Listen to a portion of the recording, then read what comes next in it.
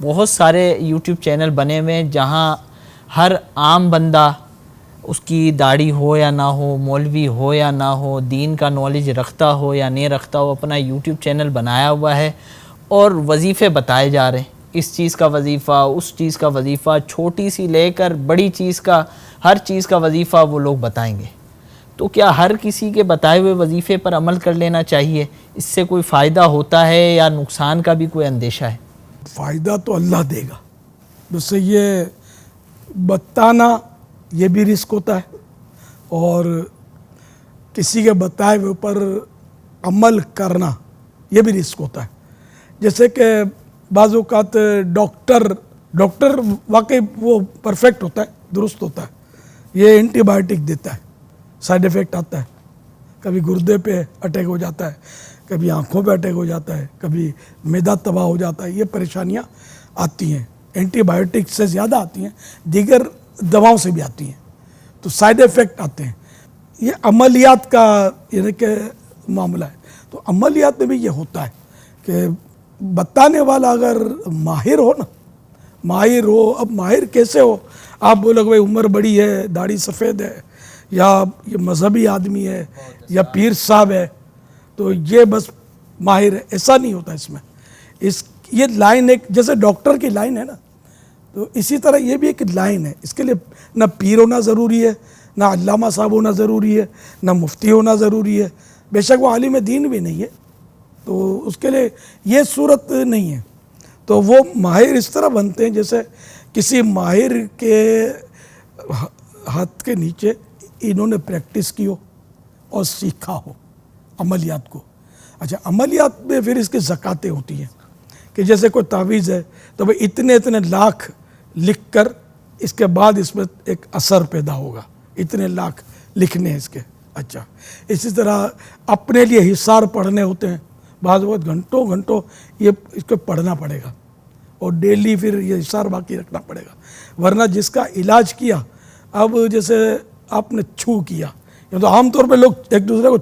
جو تھوڑا بہت مذہبی ہے نا، یار دم کر دو نا، اب وہ مروت میں دم تو کرنا پڑتا ہے، تو وہ درود پاک پڑھ کے دم کر دیا، واقعی درود پاک جیسی کیا نعمت ہوگی۔ لیکن اگر اس کو جن ہے، پتہ نہیں چلتا وہ جن ہے، اور وہ ہے پاورفل، اور وہ اس کو آپ نے پھونک ماری، اس کو لگی چوٹ، جیسے ہم تھپڑ ماریں گے تو چوٹ تو آئی ہے نا، تو اس کو لگی چوٹ، اب اس کی گھومی، اب اس نے کیا اس پہ اٹیک، یا تو اس پہ اٹیک کرے گا، یا عین ممکن ہے کہ بال بچوں پہ اٹیک کرے، اس کے ماں باپ پہ اٹیک کرے، گھر کے کسی فرد کو اٹیک کرے۔ تو یہ خطرات اس میں ہوتے ہیں، یہ دم کرنے میں اور عملیات میں، تو یہ فیلڈ جو ہے نا یہ ہے نازک ویسے، تو اس لیے جو یہ بالکل ان کا کوئی سر پیر نہیں ہوتا، بیان جو کر رہے ہوتے ہیں، نہ جان نہ پہچان، یہ بولے جا رہے ہوتے ہیں، بعض اوقات مخارج کے بھی ٹھکانے نہیں ہوتے، سمجھے۔ اچھا، اسی طرح وہ حضرات میں جو آتے ہیں، یہ بھی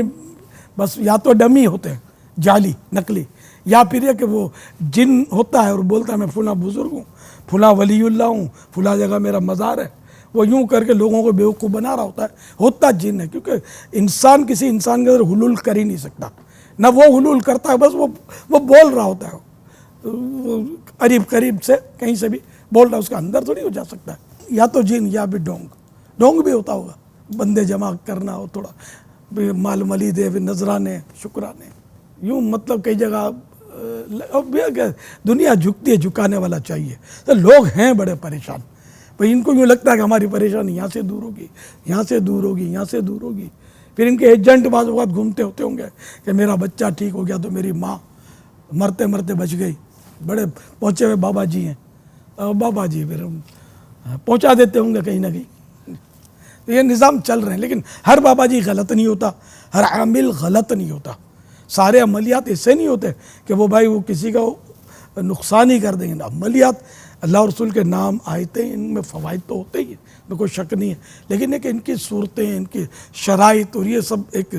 پورا اس کا ایک مطلب چیپٹر ہے۔ اب جو اس کو سیکھے گا وہ اس کو کر سکتا ہے، ہر ایک کو اس میں کتابوں سے پڑھ کر یا یہ اس سے سرچ کر کے وہ نہیں کرنا چاہیے، کہ یا اپنا کنڈا کرے گا یا کسی اور کا کنڈا کرے گا. تو بچنا چاہیے.